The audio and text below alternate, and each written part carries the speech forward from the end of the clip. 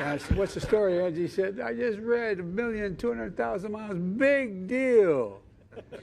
He said, you know how many miles you travel on Amtrak? And I said, no, Angie. He said, we did retirement dinner up in Newark. Said the guys, because most of my team was coming out of New York, you know, and that back and forth. And he said, you know, he said, you travel over 1,250,000 miles or 300,000 miles. How'd you figure that, Angie? He said, well, it's about, I forget the exact number, but I think it's 280 miles round trip. And he said the Senate's within an average of 117 days a year. You did it for 36 years, almost every day. And then you did as vice president. He said, so that's how we figured it out. I don't hear any more about Air Force stuff. Anyway. But you know, you're going to get a lot of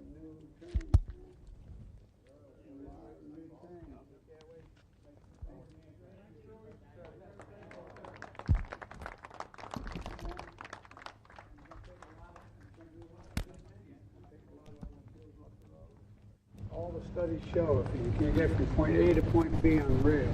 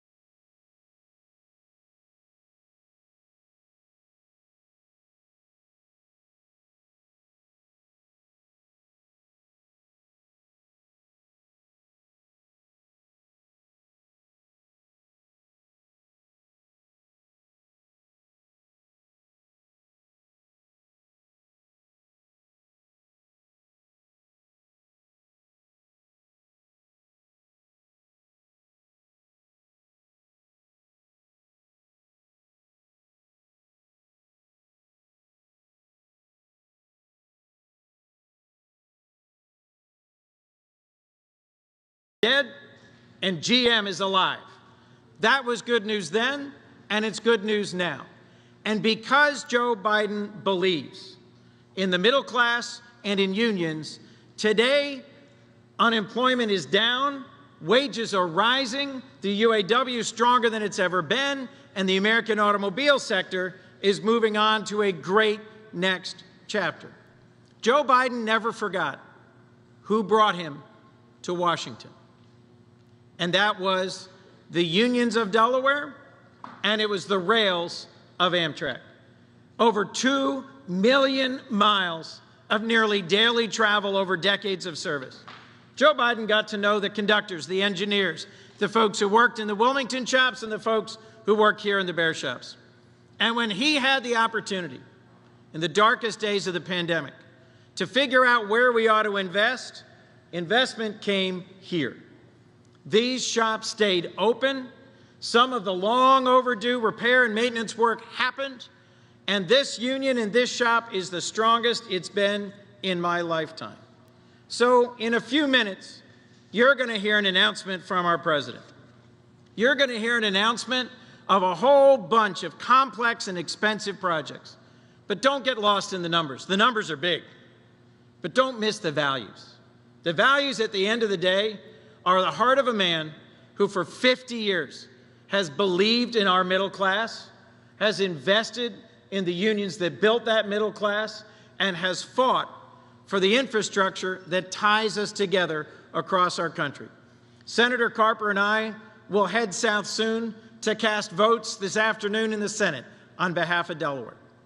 We'll go over a bridge crossing the Susquehanna River, over 100 years old. We'll go through a tunnel underneath Baltimore, over 100 years old. And we are looking forward to an announcement today where we might have more confidence in the safety, the upgrade, and the modernization of those two key pieces of infrastructure. Folks, it was the bipartisan infrastructure law that made today possible. And one of the key architects of that in the United States Senate was my friend, my colleague, my senior senator, who served as the chairman of the Environment and Public Works Committee. Don't miss that public works part, because that's what helped lay the foundation for the great announcements our president is about to make this afternoon. Thank you so much, and thanks for a chance to work for you in the city of Washington.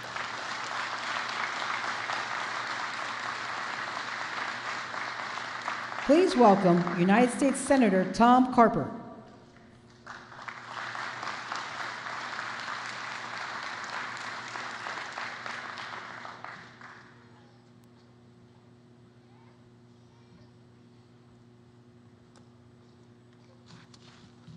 Good afternoon. What was for lunch? Did you save anything for us? We've brought some good news with us. President is going to share more of that in just a few minutes. But I was governor. I was nominated by President Clinton to serve on the Amtrak board of directors, and I have been here at these shops more times than I can count. And I feel just a real sense of homecoming to be here with all of you today. I want to thank you for your service and what you do. Thank you for giving Chris and Lisa and the governor and I and all an opportunity to serve you.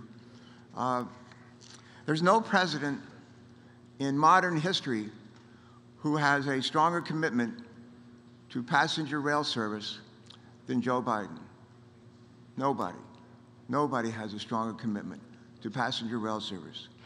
In addition to previously serving on the Amtrak Board of Directors, I still take the train to Washington and back to Delaware almost every day. The Senate is in session. We're usually in session 4 or 5 days a week. When President Biden was in the Senate, we'd often ride the trains together. And we're not alone. Each day, some 750,000 Americans ride along a portion of the Northeast Corridor. Think about it, 3/4 people take the train up and down the Northeast Corridor, a figure that continues to rise. And here's some good news. The number of ridership this year is 30% above last year, and the ridership was up where it was before we fell into the pandemic. So we're back and heading in the right direction. Just a couple of weeks ago, we welcomed Mitch Landrieu, the president's senior advisor for infrastructure, to cut the ribbon at the newly improved Joseph R. Biden train station in Wilmington. Anybody been down here? Anybody been down here in recent? Isn't it beautiful? God, isn't that beautiful? And it's been a really great couple of weeks for Amtrak here in Delaware, and I think for the country.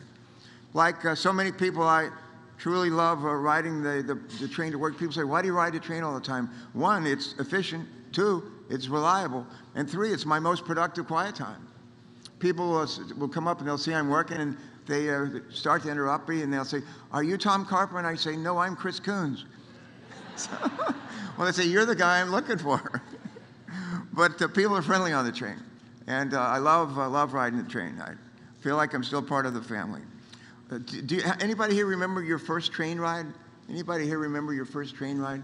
My first train ride, I was 6 years old, my sister was 7. We're visiting our grandparents in Beaver, West Virginia, right outside of Beckley, where we were born. And we would run outside of my grandparents' house every morning about 10 o'clock. There's a railroad track, like from here to those cameras. It went right by, and there was a gate, like right where this yellow fence is. And we would run up to the gate, we'd wait for the train to come, and we'd pump our arms up and down in order to get the train to blow its whistle at us. And when it did, we were just delirious. One day, we ran down, the train's coming, my sister and I started jumping up and down, and the train stops right in front of us, like right here, the train stops. And off the train comes our grandfather. It was his train. And he came and he opened up the gate to let us through the fence, and he put us up on the train, and we took off. And for about 500 miles, it was about 500 feet, but it seemed longer. And about 500 feet down the way, we stopped, and he let us off the train, and there was a gravel road, and he said, "Run back to the house. Don't tell your grandmother. Don't tell your grandmother." Guess what? We ran back to the house. We ran into that house, and we said, "Grandma, Grandma, you'll never guess what Grandpa did." And we told her, and she said, "He'll go to jail. They'll put him in prison for this." But they didn't. And that was my first train ride. And I have loved trains ever since. Maybe you feel the same way. In addition to being part of our nation's DNA, trains are critical to keep our economy humming. And it's humming these days, humming real strong. And the investments in passenger rail that we're going to announce today, the President will announce today, will help ensure that efficient, reliable rail service continues along the Northeast Corridor and gets better in the years to come. It's important to remember how we got to this point. Senator Coons, who was a big supporter of the bipartisan infrastructure law that I was privileged to help write and manage on the Senate floor, was Senator Shelley Capito of West Virginia. Calls for investing, you ready for this? $66 billion. $66 billion for our nation's rail infrastructure. That's the most significant federal investment in passenger rail since the creation of Amtrak over 60, 70 years ago. This funding is helping to make long overdue repairs to modernize our rail infrastructure. Many of us know that having a passenger rail service that is safe and that people want to ride is important for our country. And let me just add, it's important for our economy, and it's also important for our planet. This is the only planet we're going to have. There's no planet B. Why is it important for our planet? Well, I'll tell you. Our transportation sector, which includes all the cars, cars, vans, trucks that we drive, about 30% of the emissions, greenhouse gas emissions, come out of our mobile sources, our cars, trucks, and vans that we ride.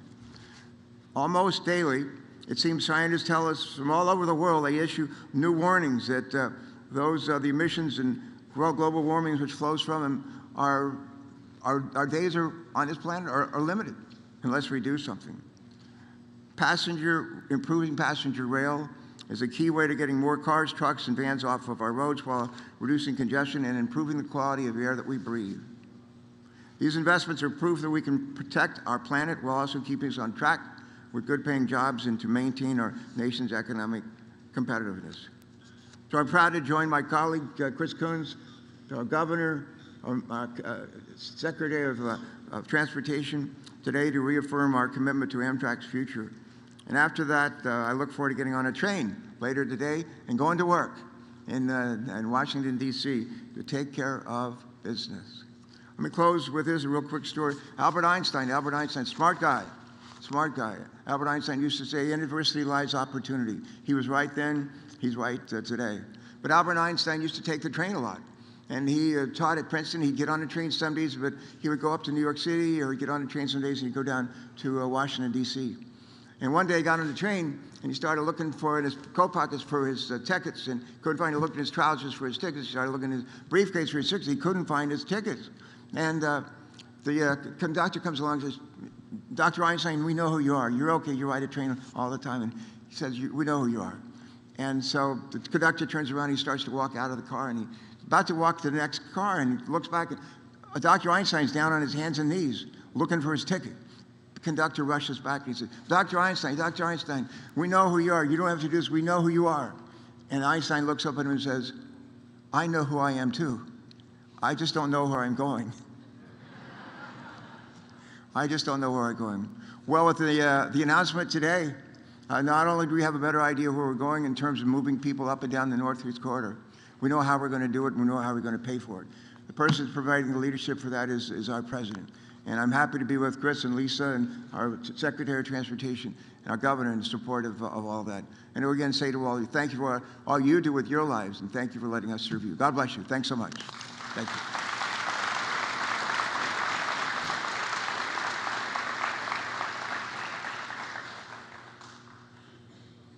Please welcome Delaware Governor John Carney.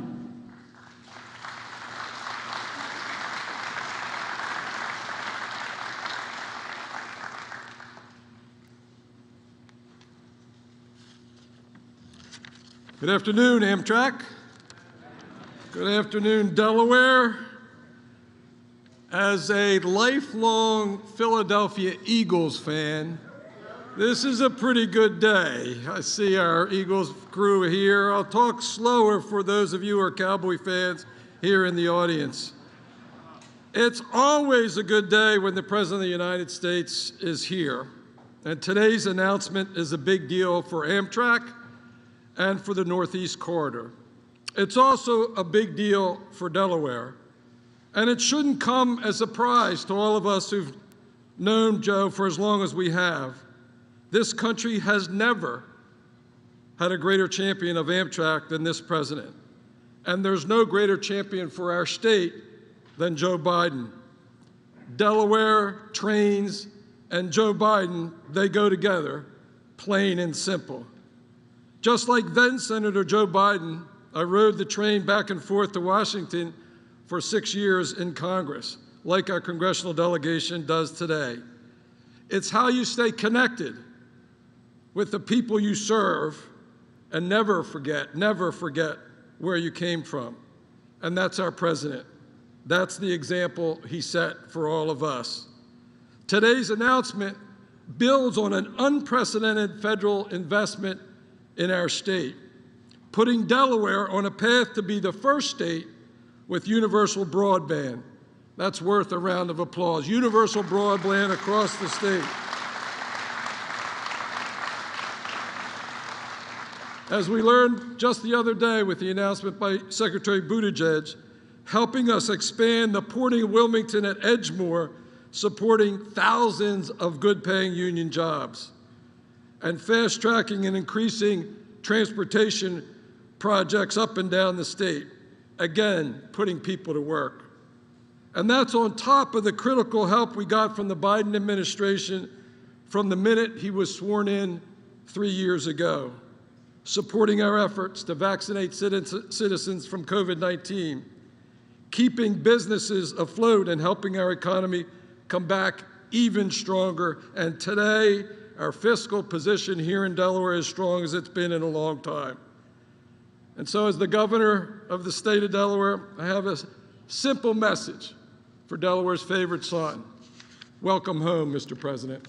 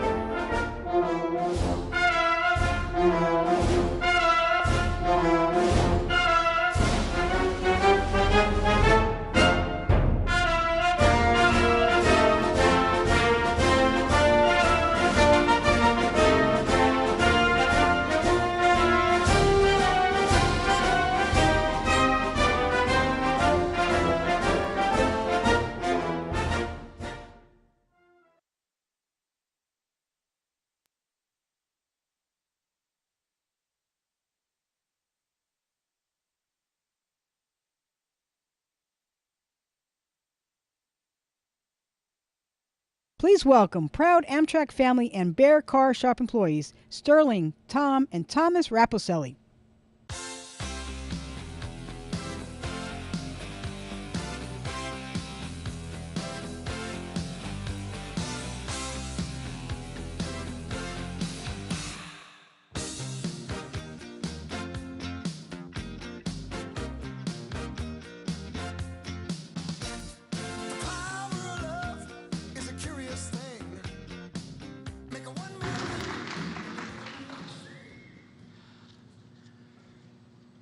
Good afternoon. It is an honor to welcome you all here, a place where my family and I call home for many years. I gotta take a step back. Oh my God, my union brothers and sisters, look at what all our hard work has gotten us. Congratulations to everyone.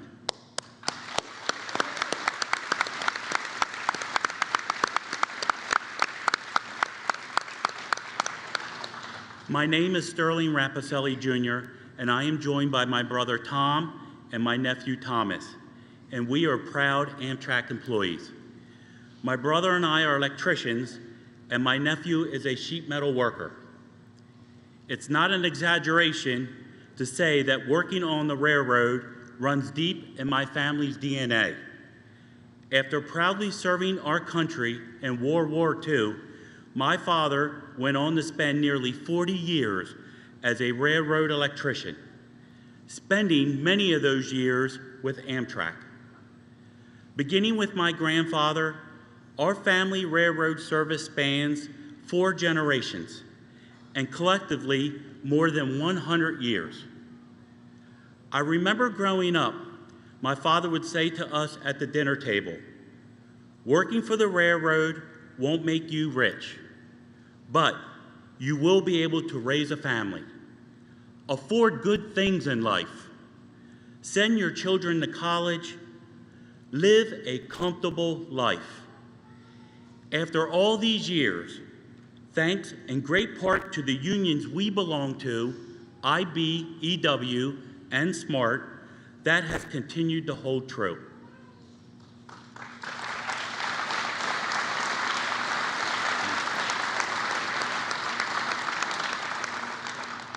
Another great benefit for working for Amtrak is the people you meet along the way. People like then Senator Joseph R. Biden, who frequently visit us here at the Delaware shops over the years, and whom we affectionately called Uncle Joe, because we consider him one of the family. Because of President Biden and his investment in Amtrak, we've hired over 200 union mechanics here at the Delaware shops in the last 2 years, and 50 men and women as part of our Amtrak's apprenticeship program. This is proof that President Biden is not only invested in our present, but in our future.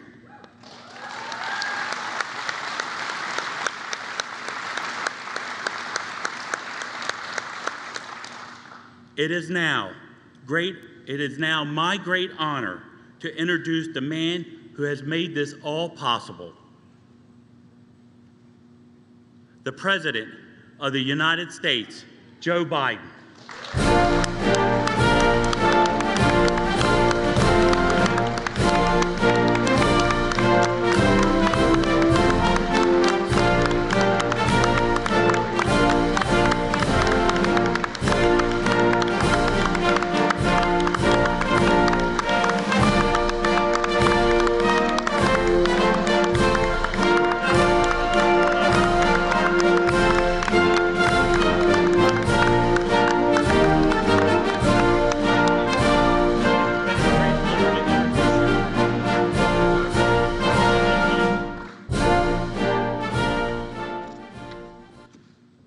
Well, it's good to be home.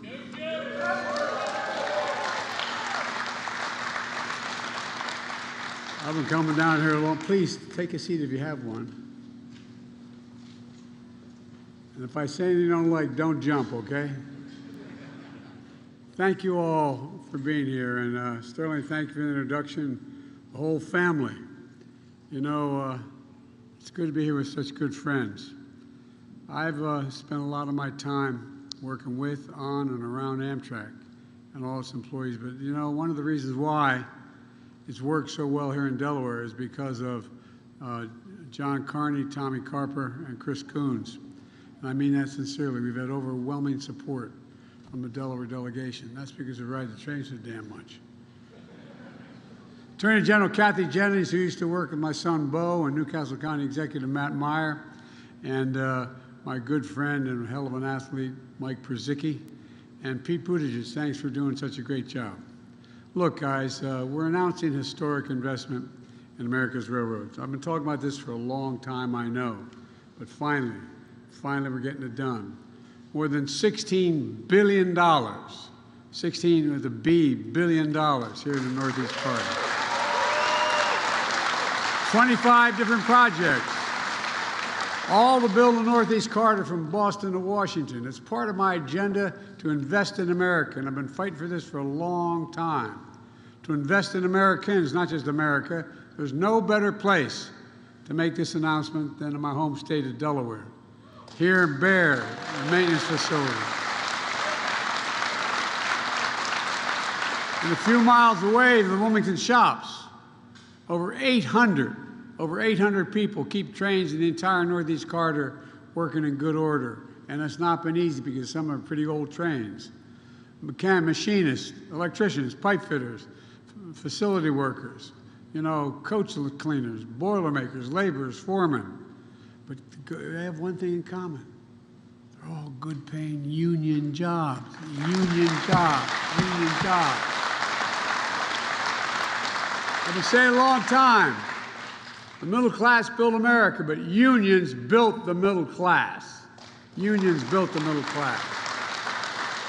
For years in the Senate, as Vice President, I met with the workers in these shops and I made them a promise. I said I'd do all I could and all my power to fight to keep their jobs and to make our rail system better and to work on the Northeast Corridor. I told them I'd fight for them and with them, and they stuck with me. And that's just what I've done. When I became president, I made sure that the bipartisan infrastructure law, that's the law to rebuild our highways and bridges and rail and the whole all our infrastructure. By the way, it's a tight little law.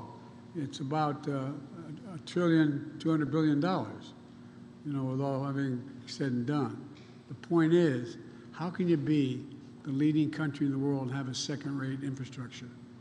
Second-rate infrastructure. It's not possible. It includes the largest investment in passenger rail since Amtrak was created 50 years ago. $66 billion for world-class rail right here at home. And that includes the largest investment in the Northeast Corridor since the Pennsylvania Railroad laid down these tracks in 1850. A fully electrified trains on this corridor emit 83% less greenhouse gases, by the way, than driving your car. 72% less greenhouse gases than taking a plane. And folks, here in Delaware know that as senator, I rode the train back and forth between Washington and Wilmington virtually every day for 36 years when I got elected, and then as vice president as well. Amtrak wasn't just a way to get home to family. The conductors and engineers became my family, and not a joke. I'd have a major event from my home every year, all the conductors and engineers, from New York on down to Washington. When I was vice president, I flew over 1 million miles on Air Force Two, but I traveled further than that Amtrak over the years. I remember one of the conductors when I was going home. Secret Service is wonderful, and they really are, but they'd rather you not travel Amtrak, because it's not Amtrak, rail, because it has to stop so damn many times, and there's so many options for people to do things that they don't want to have done. So, but I was coming home to see my mom, and I just, she was living with us at the time. My dad had passed away. And I got in a train on a Friday, and I won't get him into complete trouble, just tell his first name. He was number 2 in seniority at the time, Angelo. And Ange came up to me as I walked in, he said, "Joey," and he grabbed my cheek. He said, "Joey, baby." And he said, all this stuff, because that's published in the newspaper, that I had traveled 1,200,000 miles on Air Force planes as vice president. They publish that on a regular basis. He said, big, I won't quote him exactly, but he said, big deal, Joey. And I said, what's it mean, Angie? He said, look, he said, we just had the retirement dinner up in Newark. He said, you know how many miles you traveled on Amtrak? And I said, no. He said, 1,000,000, I think it was 320,000 miles. And I said, how'd you figure that? He said, well, 118 days a year, almost 300 miles a day, 36 years, plus his wife. And he went on the whole deal. I said, I believe you, Angela. Let me get in the train, will you?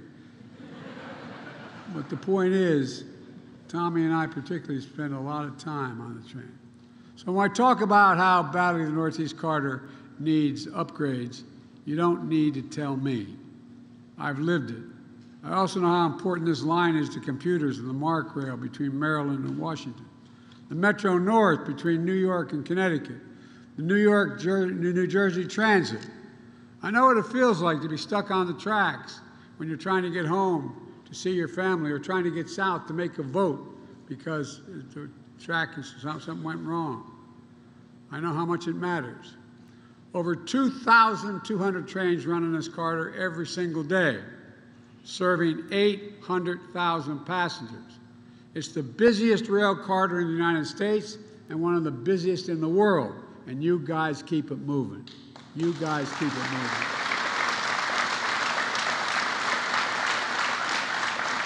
Well, the problem anywhere along the lines means delays up and down the East Coast. For commuters trying to get to work, for businesses trying to get their goods on the shelves, to travelers trying to visit family.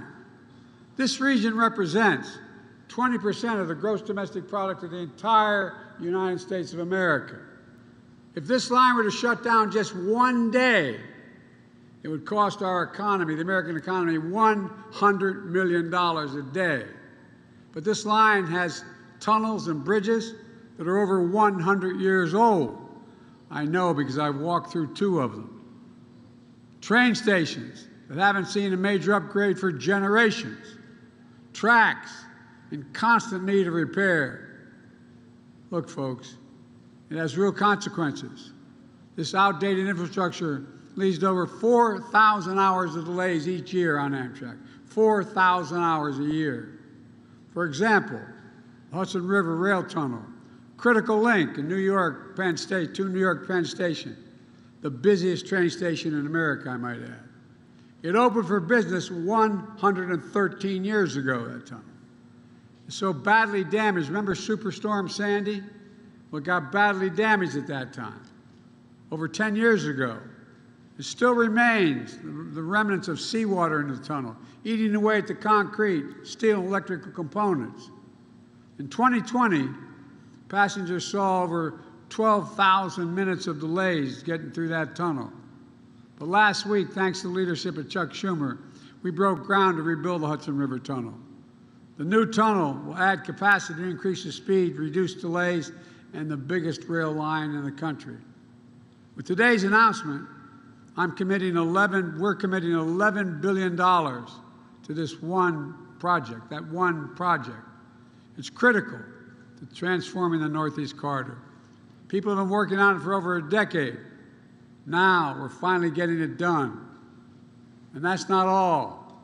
As everyone who's traveled through the Baltimore Tunnel knows, it's a major checkpoint, but it's also a major choke point for 9 million Amtrak and MARC rail passengers who pass through it each year. 1.4 miles, that's how long the stretch is, with a very tight curve, so trains have to slow down at 30 miles an hour to get through safely. On 99% of the weekdays, there's delays somewhere near there. It's a consequence. I've traveled through that tunnel literally thousands of times. And trust me, I know. That tunnel is 150 years old. It was built 150 years ago. Ulysses S. Grant was president when it was built. The structure is deteriorating. And a lot of you know, a lot of the workers know, the roof of that tunnel is leaking. The floor is literally sinking. This is the United States of America, for God's sake. The United States of America. We know we're better than that. And now we're proving it. That's why We're fully replacing the entire Baltimore tunnel. We're not just changing it, we're replacing the whole tunnel. As part of the Invest in America workforce hubs, we're working with leaders in Baltimore along with the union officials and career and technical schools to train the local workforce to help build that new tunnel so we have the capacity. The new tunnel will be all electric and trains will travel through it at 110 miles an hour, not 30 miles an hour.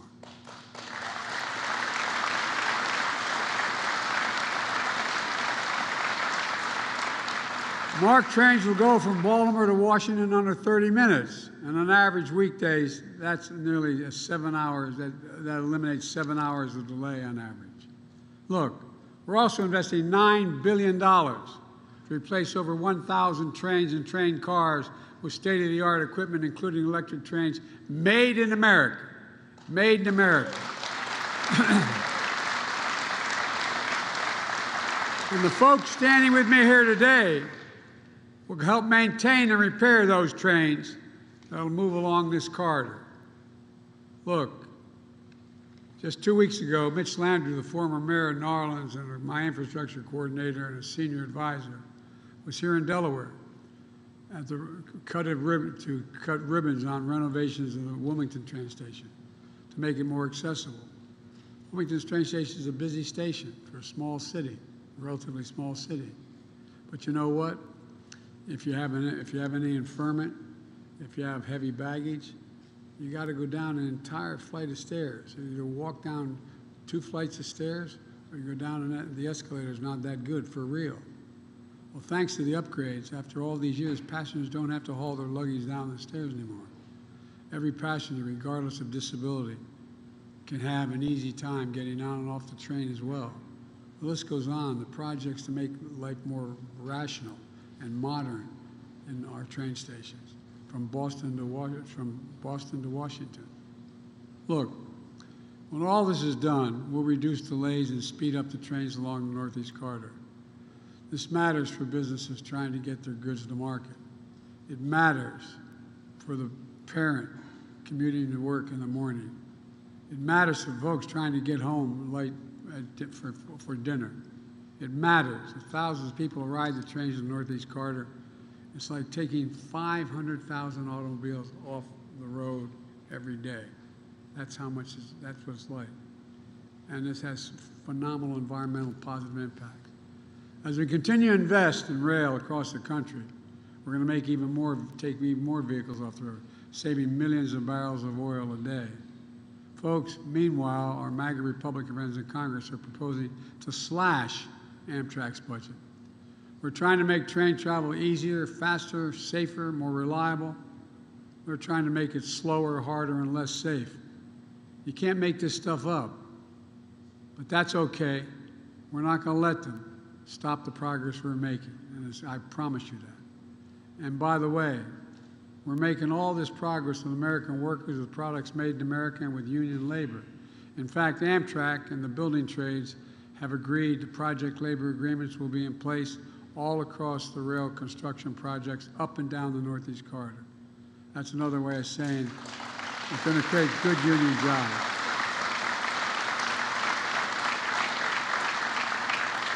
It can create over 100,000 of those good union jobs. And that's on top of the thousands of good union jobs running the trains and maintaining the safety system already. These are jobs for folks I thought about as I take that train home. You know the part, guys, you get outside of Baltimore, just before you get into Baltimore, you can look out the window and you're going through basically the neighborhood. And I always used to sit there, I mean it, coming home, and look out and see people sitting at the kitchen tables. Literally, you could see them right along the track. And wondering, what are they thinking about? What's on their minds? The kids put to bed, questions asked, ordinary and profound. Will there be enough money left over at the end of the month after we pay all our bills? Just have a little bit of breathing room. We'll be able to look my child in the eye and say, it's going to be okay, we're going to do fine. Folks, too many people have been left behind in the past or treated like they were invisible. We're building an economy from the middle out and the bottom up where no one's left behind. You know, my dad used to say, Joey, and I mean it sincerely, Joey, a job's about a lot more than a paycheck. It's about your dignity. It's about your dignity. It's about respect. It's about you being able to look your kid in the eye and say, honey, it's going to be okay, and mean it. That's what he'd say, and he meant it. That's what decent living's about. So let me close with this. Nearly a century ago, Franklin Roosevelt came up with the Rural Electrification Act that brought electricity to millions of Americans. Nearly 70 years ago, President Eisenhower launched the interstate highway system. The investment we're making today will be for our kids and grandkids what those historic programs were for previous generations, only bigger. And as a result, I truly believe this country is about to take off, because for the first time in a long time, we're bringing pride back to cities and towns all across America that have been left behind. I can honestly say I've never been more optimistic about America's future. And folks, in my view, the president long after I'm president is going to have more to do. One of the things I convinced President Ladd when I was vice president, I convinced the president to do, provide money for high-speed rail.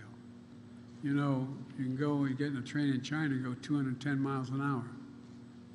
China. We could do it here in the United States on this Northeast corridor if we straightened out 3 big corridors. It would cost about $1 trillion. But we had the ability to do that for a rail from Florida to Mississippi and all kinds of places we can do it. But think about it. Why, in the United States of America, do we not have the best rail system in the world? So this is a big beginning, $61 billion. Take care of the Northeast corridor. But there's so much more we can do to better the environment, the quality of life, and make us more competitive. And you're the guys at this place who can just do it. So we just have to remember one thing, though. We sometimes forget. This is the United States of America. There's not a damn thing we can't do if we set our mind to it, not one. Thank you all.